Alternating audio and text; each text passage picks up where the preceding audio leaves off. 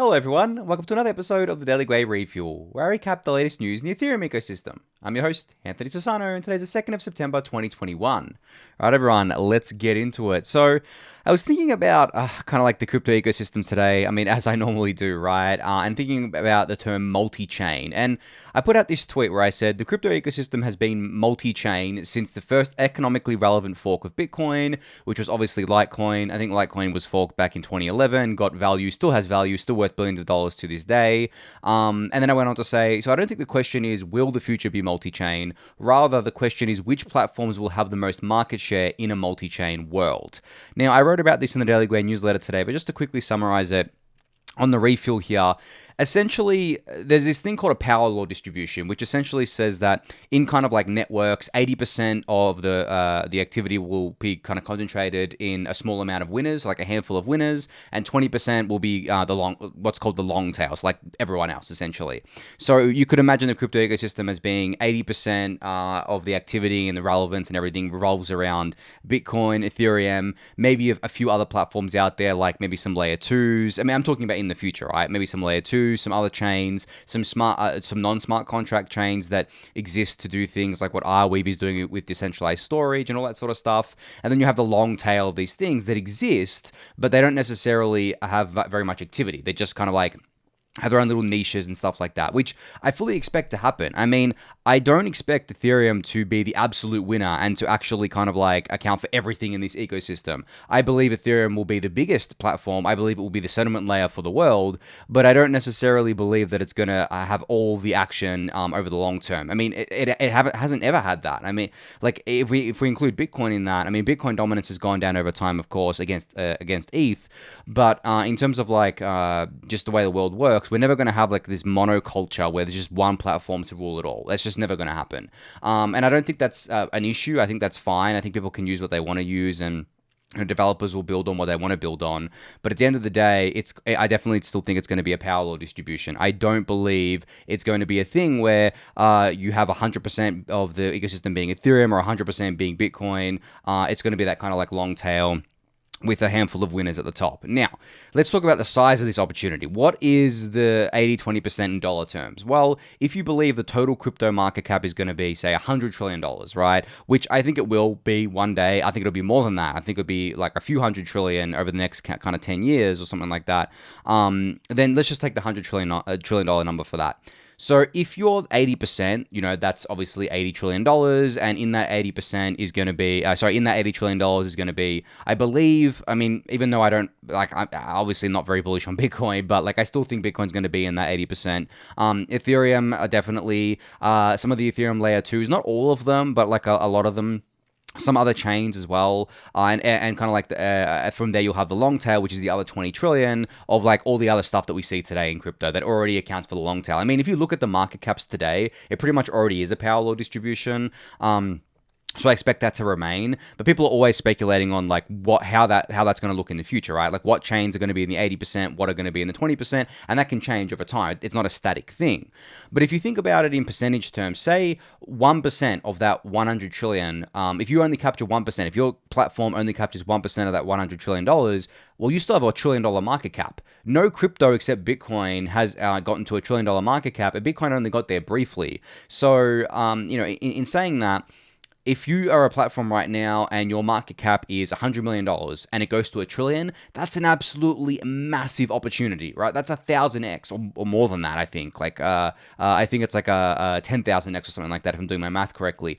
Absolutely massive opportunity for just 1% of the ecosystem. So when you start thinking in these kind of like numbers and percentage terms, you really do see why people are speculating on everything, absolutely everything in this ecosystem, because there's no clear-cut winner besides, in my eyes, Ethereum and Bitcoin in their own categories. I think Ethereum is going to be bigger than Bitcoin. Obviously, I think Ethereum is not just a smart contract platform, but it's also a money platform. It's also ETH is also a better asset than Bitcoin in my eyes, but I won't go too much into that. But if you think about it, even if that kind of like $80 trillion is split between like a handful of platforms, and say like ETH is like 30 trillion, BTC is 30 trillion, then you have the other 20 trillion split between like the layer 2s and stuff like that. absolutely insane, massive opportunity, right? It's just absolutely crazy. So that's why you see people speculating on other chains and everything like that, even if it doesn't make much sense. I know there's a bunch of stuff going on in the markets that make absolutely no sense, but when people are speculating, they'll bid things up to valuations that'll make your eyes water at the end of the day. So yeah, I just wanted to give a bit of extra color there. And actually, what prompted this for me was listening to Raoul Pal on Bankless. There was a really great podcast he did with them the other day, and he was talking in these kind of like terms as well. He was saying, the global equities market is $200 trillion. So if crypto captures just the global equities market, then the total crypto market cap should go to 200 trillion at least. And I agree with him, it should, and more than that. But then he also says, like, even if some of these platforms only capture 1% of the value, then that's still a massive opportunity at $200 trillion, let alone $100 trillion. So, at $100 trillion, let alone $200 trillion. So from that point of view, easy to understand the way why the ecosystem is the way it is. But anyway, leave it at that for now. I've got plenty more to talk about today. This tweet from Vitalik. So he basically put out a tweet today where he says, doing a random Twitter experiment just on this day. Only the 268 people I follow can reply to this tweet. Feel free to ask things and I'll talk about anything crypto or non-crypto related. Now, I'm one of the people that Vitalik kind of like follows, so I asked my question, which I don't know, it's in the sea of these questions somewhere. I don't think he's answered it yet, unfortunately. I may have asked it when he went to bed, considering I'm in Australia here. But essentially, there's a lot of great questions and a lot of great answers in this. This was just like an impromptu AMA for Vitalik on Twitter, and it was awesome. I mean, if you haven't seen this yet and haven't read through all the answers, I highly recommend going and doing so, because as I said, as he says in his tweet, you didn't have to just ask about crypto. It could be non-crypto related as well. And a few people took that opportunity to do that. My question was basically asking, what would Vitalik do if he never created Ethereum? Like, here's my question. What do you think that you'd be spending most of your time on if you never created Ethereum? And I hope he answers it. I really want to hear what he'd be doing. I think based on his other interests, he would probably be doing something with public goods, or he's very interested in like anti-aging technology, stuff like that. He's still very interested in cryptography, but maybe that's just like a byproduct of his interest in Ethereum. But generally, I think he'd still be doing stuff in the public goods space for sure. But anyway, definitely go give his entire kind of like thread here a read, and kind of like see the questions and answers that were kind of like put out here in case you missed it. I'm sure you guys didn't miss it. I'm sure you've all seen it by now, but for those who haven't, definitely recommend giving this tweet a read. It'll be linked in the YouTube description, of course. So Arbitrum's growth has been amazing already. It's just like, L2Beat says here that Arbitrum has experienced hockey stick growth up 2,785% over the past 7 days, when really it's just like the past 24 to 48 hours, right? Since Arbitrum's mainnet went live to the public. And you can see their TVL is already over $20 million. This is just like really fast. And, some of the metric sites that I'm using to track this are lagging. Like I think Arbiscan is lagging. L2Beat seems to be lagging as well. But you can actually go to the various bridge contracts on Etherscan and see, because the TVL is basically just measuring the assets deposited into the various bridge contracts that bridge into Arbitrum from Ethereum. So it's pretty easy to kind of manually calculate it. But over $20 million in 24, 48 hours is amazing. And it's just great to see this. It's funny because like I said yesterday that I did my first trade on Sushi Swap on there, and today I did my kind of like second one to test out the liquidity, and the liquidity was much better. Yesterday it was poor. Today it was much better than it was yesterday, and I was able to kind of like pretty much do a normal like ETH trade that I would on layer 1. I think layer 1 has less kind of slippage and less price impact, but there's still more and more liquidity coming over time, and this is just going to be kind of like a thing that plays out over the next few months, right? Where we kind of like get this parallel ecosystem developing on Arbitrum that mirrors kind of what's happening on Ethereum layer 1. And I guess like, there's a few updates about Arbitrum today. Sushi Swap announced that they're live. Obviously they're live on Arbitrum, but they have Sushi rewards as well now. So these pairs currently have Sushi rewards on them, which I think is really, really cool, because I think this is needed. To bootstrap liquidity on these things on a new platform like Arbitrum, you definitely need some liquidity mining. And I've talked about this before, but I believe that you can do a mild amount of liquidity mining. You don't have to go crazy with it and say, okay, we're going to pay $100 million out for, over this 1 month. Let's all go on to kind of like Arbitrum. No, I think a very conservative, just some rewards to make up for like a bit of the impermanent loss and stuff like that of providing liquidity here is very good. And it's a really easy way just to bootstrap the kind of like ecosystem for Sushi Swap. And I'm sure the other ones will do it as well. DAI is also coming to Arbitrum very soon, similar to how Maker's kind of like putting DAI on Optimism. It will be using a custom gateway so that in the future, goodies like fast withdrawals and minting DAI directly on L2 will be supported. And this kind of like forum post kind of goes over that. So MakerDAO's timeline for launching DAI on Arbitrum 1. You can read this. It'll be linked in the YouTube description. But really, really cool to see that. Zapper added their support for Arbitrum, and I'm pretty sure they have support for Optimism as well. But they're also going to be supporting different Arbitrum integrations as time goes on too here. So, I mean, it's all happening, right? This is absolutely crazy how fast this is happening. And really, it just speaks to the fact that this is all permissionless and this is all kind of like open. And, you know, you can integrate no matter who you are. You don't have to kind of go to the Arbitrum team and say, hey, can we integrate with your smart contracts or whatever? You can do that. As I mentioned yesterday, people still have to, developers still have to whitelist to deploy their apps and stuff like that. But I think that's totally fine. And it's just great to see like all this support coming in for Arbitrum all at once. And, you know, finally here, Celar Network announced that their Celar C-Bridge has been supporting Arbitrum from day one. So you can get into and out of Arbitrum in minutes instead of 7 days and at a 20 to 50x lower cost. So this is just one of those bridges that I always talk about on the Refuel. The other ones I think are enabled as well, like Connect and Hop. But it's also, you know, dependent on the liquidity pairs. You know, it's funny though, because I actually think that these, just on the bridge note for a second, I actually think that these bridges only really have to have liquidity for stablecoins and ETH, really, because to go between the chains. Because if you have AMMs on each of the chains, well then if you need to kind of like bridge out, you just kind of like sell into ETH or sell into USDC and kind of like come out. But the only showstopper that I can imagine there is the fact that like the taxable kind of like events that happen, because going from crypto to crypto, at least in Australia, is a taxable event. So that would be kind of annoying having to do that. But for people that this doesn't affect, or maybe the legislation changes in the future, it'd be really cool that we have just really deep liquidity pools that stable coins and ETH between for these bridges between the different chains, and then you can just like swap in and out of tokens on all of the different L2s and side chains and whatnot, instead of having to kind of like bootstrap the liquidity for the bridges as well, because that's always going to be the bottleneck here, I believe.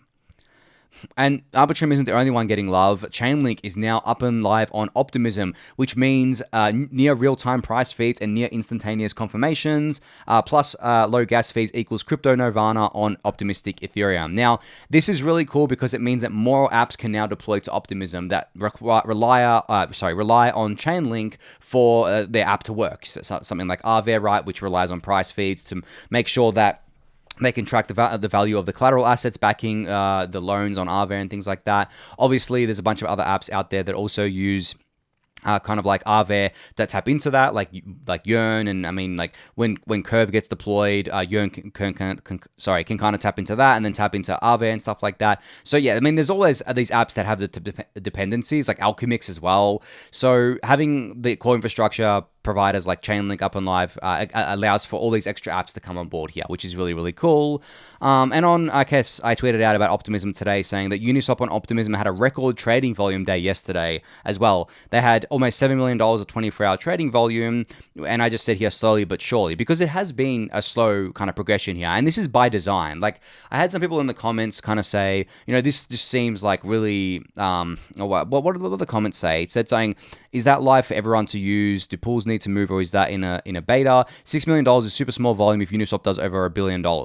So this person's talking about Uniswap doing over $1 billion on layer 1. Now, you can't compare Uniswap on layer 1 to Uniswap on Optimism, because Optimism has like 3 other apps live right now, right? So there's not really there's not really too much of an ecosystem just yet. There will be, I mean, and it's also kind of like a brand new thing where people have to bridge into it. It's not like the fully kind of like battle-tested, adopted network effect out, kind of like Ethereum layer 1 here. And it took a while for Optimism to get to $1 billion on layer 1 anyway, and there's no liquidity mining for anything on layer 2, on Optimism with regards to Uniswap. So, and they haven't tried to do that. There's transaction limits on Uniswap. There's been no marketing for this. I mean, I think the most marketing that Uniswap and Optimism has gotten is probably from me. If I'm being honest, I haven't really seen anyone else talk about it. I posted about it a few times. I've talked about it on the Refuel, but no one is really talking about it. And yet, it still has almost $7 million of 24-hour volume, which is kind of crazy, right? After just about 6 weeks, which I think is really cool. That's going to ramp up over time, I believe, as more and more apps deploy to Optimism here. But yeah, cool to see the kind of like this record being set by Uniswap. And I guess Optimism and Arbitrum aren't the only layer 2s having fun. StarkWare has put out an update about StarkNet Alpha 2. So StarkNet is their kind of like generalized layer 2 platform running on I believe ZK-Rollup's here. So with this Alpha 2 phase, StarkNet now supports composability, the main feature defining StarkNet's constellation phase. They are releasing a testing framework for StarkNet. Developers can now test their contracts locally and effectively. This release includes several notable performance improvements such as support for Merkle-Patricia trees, and a built-in for bitwise operation. So for you developers out there, you'll probably know what that means more than I do. And on the ecosystem front, they've standardized their contracts and they have an EVM to Cairo compiler, which is the kind of like warp thing that I talked about the other day from Nethermind. I talked about on the Refuel.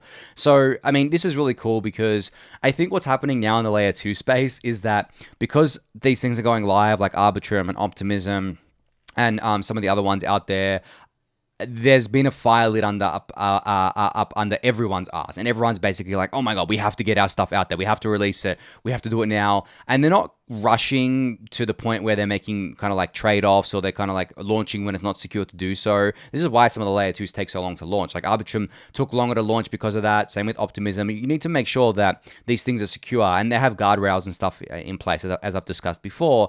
But essentially, I think that these other platforms and these other like competitors, they're all speeding their kind of development timelines up and working really, really hard to get this out there because they know that it's a power law distribution. They know that 80% of the activity is just going to be existing in a handful of these layer 2s, and they want to be that 80% because, as I mentioned at the start, this opportunity is trillions of dollars, and these kind of like platforms want to be worth trillions of dollars. Like these are companies at the end of the day, and like their networks, so they have the network effect that makes them valuable. And if you're not first to market, it's very, very hard, like after something gets adopted, if you wait too long to kind of get those network effects. And this is something that I don't think a lot of the people that are debating on these other kind of like platforms understand, these other smart contract platforms. They say, oh, it's going to kill Ethereum and all this sort of stuff. And it's like, guys, like it doesn't matter if you think your technology is better. It doesn't matter if it's faster. It doesn't matter if it has more TPS. That has never mattered. What matters is the network effects. It's the same for layer 1s as it is for layer 2s. It's always the same. In any technology, it's always about the network effects. So I think that the layer 2 teams are very, very aware of this, and they are trying their best to get their solutions out there, which just means us as end users get a much better experience, right? Which is obviously super exciting there. And then I think this is the last thing about layer 2s today. Uri from StarkWare also tweeted out that in August, Sorare spent 30 ETH on gas. That's 98.5% less than it spent as recently as May. And as Uri says here, we're nowhere near done yet. We will continue to slash their gas spending further with Sharp and other tools. Now, Sharp is their shared prover, which essentially means that people, the apps that are deployed to with StarkX can actually share the load of the fees that they have to pay to layer 1 in terms of like securing themselves. But this is awesome. And as I've discussed before, this is the long-term kind of thing for Ethereum. All these layer 1s are just going to substantially reduce, layer 2s are going to substantially reduce the fees that each of them has to pay to layer 1. But in aggregate, they're probably going to be the same, if not more, than what's being paid today because there's just going to be so many of them. And I guess I've spoken about how these layer 2s are like user wrappers at the end of the day. So I'm not going to rehash that. But I think that is it for layer 2 stuff. Yes, that's a lot of layer 2 updates. So, I mean, if anyone ever tells you that Ethereum layer 2 is not coming or not here or kind of like too slow, just show them a refuel, really, at the end of the day. But anyway, moving on. Korpi put out this excellent tweet about EIP-1559 today, and this is a narrative that I've been seeing spread on Twitter recently, which I haven't really been bothered fighting people with. I've been talking about it on the Refill a little bit, but Korpi kind of like starts off with the narrative, and he says, EIP, this is a quote, he's quoting people saying, EIP-1559 sucks. After it was implemented, gas prices skyrocketed. And then Korpi, outside of quote, says, this take is propagated a lot, and I think this is far from true. Correlation is not causation. I suppose gas prices would be much higher now if we didn't have EIP-1559. So how does EIP-1559 save you ETH? Now, I'm not going to go through the whole thread. I want to just highlight one part of it. I suggest reading this. It's a very great thread.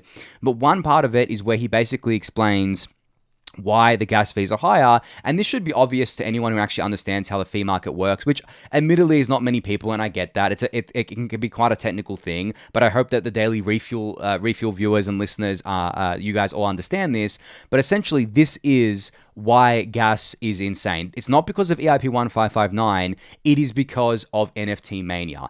And it's just a coincidence that NFT mania happened, or basically went into like overdrive when 1559 went live. As I discussed, I think yesterday, or maybe the day before, OpenSea did $3.3 billion of volume in August, which was 10 times what they did in July. And OpenSea, if you go on ultrasound.money, is the top gas burner by far. Sorry, top ETH burner by far, which means they're the top gas user by far. So when looking at this, I know it can be hard for people to grasp this because it really is a coincidence, but the reason gas prices are high, and probably they probably would have been high if not for 1559, is because of NFT mania. And NFT activity is some of the most gas-heavy activity on the network, which means it uses more gas in a block than pretty much like most other things. I think the only other heavier thing is some kind of things in DeFi, and DeFi is already heavy on its own, but NFTs, like minting an NFT is one of the heaviest things you can do. It's one of the most expensive things you can do on the network. So when people are minting, obviously the gas prices are going to shoot up crazy, especially if they're FOMOing into it. But 1559 saves people in two ways. One, it's got the refund mechanism where you basically refunded the excess amount that isn't used because you get to set like the max fee. And two, it's got the self-adjusting mechanism of basically compressing all of the demand into a few blocks while the spike in activity is going on, and then it dissipates after that and returns us back to the baseline, which is the base fee, which can be anywhere from 50 to 100 Gwei these days. So you obviously sometimes see gas prices go up to 1, 2,000, 3,000 Gwei. That is by design with EIP 1559, but that by design will also come down just as quickly and normalize around the base fee again, which, as I said, is 50 to 100 Gwei. So read this thread from Korpi. It does a great job of explaining this, and he linked my piece here, which I thank him for as well. You'll see here my newsletter piece describing what 1559 is and how it works and all that, so you can read that as well. But yeah, I just wanted to kind of point that out and make clear that 1559 did not increase gas prices. The NFT mania did. Or generally, the thing that really affects gas prices on Ethereum at the end of the day is network activity. That's it. Like, not even the price of ETH, because the price of ETH can be $10,000, but if the network activity is zero, well, then the fees are zero, right? Or if the network activity is really low, then the fees are lower. It doesn't really correlate to the ETH. So this is like a deeper topic. I don't want to get stuck on this, but essentially it does correlate to the ETH price a bit, because obviously when the ETH price is volatile, the DeFi kind of ecosystem is volatile. And then more DeFi activity is happening, which means the chain usage goes up, and all that sort of stuff. But it's not like a one-to-one correlation where essentially if ETH gets more expensive. So if the ETH price goes up and the network demand goes down, well, then the gas prices are going to go down. But if the ETH price goes up, I should say Gwei price, if the ETH price goes up and the Gwei price stays the same or increases, then yes, in a pure dollar value, the fees will be more expensive. But if the network activity goes down, then the dollar value will go down with it. So yeah, I don't want to get stuck on that because I'm going to run out of time if I do that. But yeah, go read this thread from Korpi. It was really, really good. Speaking of gas, Blocknative released their Gas Estimator browser extension today, which is the best browser extension for gas estimation that I have ever seen. It is currently available for Chrome and for Brave. I don't know if you'll be able to see it if I pop it up here. No, I have it installed, but it doesn't show up on the recording for some reason. But essentially, it looks exactly like this. I mean, I don't even have to show you. This was taken from my PC, obviously, this screenshot, but it shows you exactly the base fee here down the bottom. It shows you the max fee, and it shows you the priority fee, and it shows you the percentage probability that you'll get your transaction into the next block. Now, for most of your transactions, you won't have to worry about this, but if you know the network's going to be heavy, or if you know that there's going to be like an NFT mint and you're trying to get in, you can use this as a kind of like barometer, as like a measure to see what you need to kind of like set your base max fee and priority fee to. So yeah, this has become definitely my favorite. And I mean, disclosure, I'm an advisor to Blocknative, but that doesn't influence kind of like what I'm saying here. I mean, I haven't seen an extension that gives me this much information. I mean, I've used all of the gas extensions, and some of them, I mean, pretty much all of them will give you like an option between like the fast or slow or whatever base fee, which is more relevant pre-1559. But in a post-1559 world, we need more information if you want to kind of like, I guess, like play the gas market or whatever. You don't have to do this. Like, as I said, MetaMask is decent at, I mean, it's not the best, but it's decent at kind of like estimating fees. But if you want to kind of like have total control over it, this Blocknative extension is what's right for you. And I believe people asked about a Firefox kind of app as well, or extension. I'm sure that's coming. I don't actually know if it is, but I'm sure it is, considering Firefox is so popular. But right now it's available on Chrome and Brave. So definitely go install it if you haven't yet. So an interesting tweet from Ian from IDEO here, who said, Bitcoin introduced money primitives, Ethereum introduced software primitives, DeFi introduced finance primitives, CryptoPunks introduced culture primitives, and Loot Project, which I spoke about yesterday, has introduced a primitive for story, narrative, and world building. And I mean, goes into exactly what I was saying yesterday about Loot Project and how it's just kind of like a bottoms-up approach to NFTs, where essentially just this text has been issued as NFTs and people can kind of like build their own story, narrative, world and art around it. And I just think that Ian really encapsulated all of this pretty well here. I think, it's funny because people always ask, what's the next big thing? What's the thing that's going to change the game? What's going to be another 0 to 1 moment? And I think all the things he listed here were 0 to 1 moments. And for those of you who don't know what a 0 to 1 moment is, it's basically, it's a term coined. I can't remember exactly who it's coined by, but it's actually a book. You can search it. But it's essentially, I guess, like something going from, how do I explain this? Basically, it's like a revolution in technology, or essentially, it takes like a massive leap in technology. That's kind of like what a 0 to 1 moment is there. And, Bitcoin introducing money primitives, introducing a decentralized money was obviously an absolutely massive leap from fiat money, right? Or from all the monetary systems that we have known. Then Ethereum introduced software primitives on top of this, smart contracts, right? That was a 0 to 1 moment for blockchains and for the world, really, in general, to have a trustless kind of decentralized base layer for executing arbitrary code through smart contracts. Then you have DeFi introducing finance primitives to all of this in a way that was decentralized, permissionless, trustless, global, all that sort of stuff. That was a 0 to 1 moment for finance. Then you had CryptoPunks introducing culture primitives on top of all of this, and this was a 0 to 1 moment for culture within, not just within crypto, but outside of it as well. And then Loot Project, I think what Ian's implying here is like a 0 to 1 moment for kind of like NFTs generally, where it's basically taken the NFT concept and turned it on its head, which I think is really, really cool. So yeah, I just wanted to kind of point out that tweet from Ian and expand on it a bit for you guys there. The MakerDAO growth team announced that MATIC has been added as a collateral asset on Maker. So you can now issue DAI through MATIC as collateral thanks to the Maker community and governance. And MATIC is obviously the native token of the Polygon POS chain here. I like this little meme that they did. You guys may have seen some drama around Polygon over the last couple of days, especially involving me. It's funny how I've become like the face of Polygon on Twitter. I get it because I'm an advisor to Polygon, but it's just funny because people think that I'm responsible for everything that Polygon like as a kind of like company does, when in reality I'm just like one small cog in the machine. I just like I kind of just an advisor. But maybe I'll do a thread on exactly what an advisor is one day. But anyway, this meme is kind of like this guy crying on the left saying, no, Ethereum can't scale and sidechains are not safe, and then Maker go and as like the Chad character goes, wait a minute, friendship ended with the crying dude. Polygon is now my best friend because they added like the MATIC as collateral here, which is cool to see. I'm glad they did this. I mean, I'm surprised it didn't happen sooner, to be honest. But anyway, all the details are in this thread from the MakerDAO growth account, linked in the YouTube description. Okay, I have this up twice for some reason about the Blocknative kind of Gas Estimator browser extension here. Anyway, this was just like the link to download it, but I just talked about this, so I'm just skipping over this. Danny Ryan kind of trolled, I guess, like Ethereum Twitter today. For those of you who don't know, Danny Ryan is like the main coordinator for the ETH2 effort. But essentially, what he tweeted today was just like, when merge? And then Hudson Jameson took it a step further and trolled us all. And he said, it is happening on March 23, 2022. This is not the merge date. This is a troll. Hudson isn't even involved with kind of like the Ethereum Foundation anymore or anything like that. He actually just recently got a job at Flashbots. He's still involved in the Ethereum ecosystem with ETH cath herders and all that. But it's just funny because like this is definitely a troll. As much as I've been saying it's going to happen in Q1 2022, there's no date yet, and I don't even know if it's going to happen in Q1. It could happen in Q2.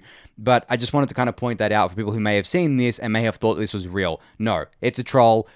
Please don't take this as the merge date. All right, finally here, I wanted to kind of highlight this meme that Ratwell created. I love this. Like, how I talked about like the being an early adopter yesterday and how I wrote my newsletter and how it's become kind of a meme. Well, Ratwell put together this meme with me and kind of like as the character here saying the early adopter, sees whatever that number there is, 1 million times growth, knows it's still early. So early, knows nobody's ready for what's coming, including himself, blah, blah. I just thought this was cool. And you know what? If anyone wants to make another meme with me as the character here, do like a Daily Gwei Refuel or kind of meme. And Coffee in the Discord channel today was actually saying some really hilarious stuff and that you could kind of put around the image here, but that'd be fun to see because I know there's a lot of things that I say on the Refuel that kind of like you guys hear and you're like, what's he saying? Like, and I repeat myself a lot about a lot of things because I do this every day. I think there's someone in the YouTube comments who always has like a whatever counter, like when I say whatever, and it just like kind of counts that. I know people always make fun of the way I say the word here. I say it like hiya, apparently. I don't even hear myself doing that. Maybe it's my accent, maybe it's just the way I say this word, and a bunch of other things. Obviously, at me at the start singing my name and whatever, right? So if you're down to create a meme, you know, do it, and I'll obviously highlight it on the refuel. But I think on that note, I'm going to end it for today. So thank you everyone for listening and watching. Be sure to subscribe to the channel if you haven't yet. Give that video a thumbs up, subscribe to the newsletter, join the Discord channel, and I'll catch you all tomorrow. Thanks everyone.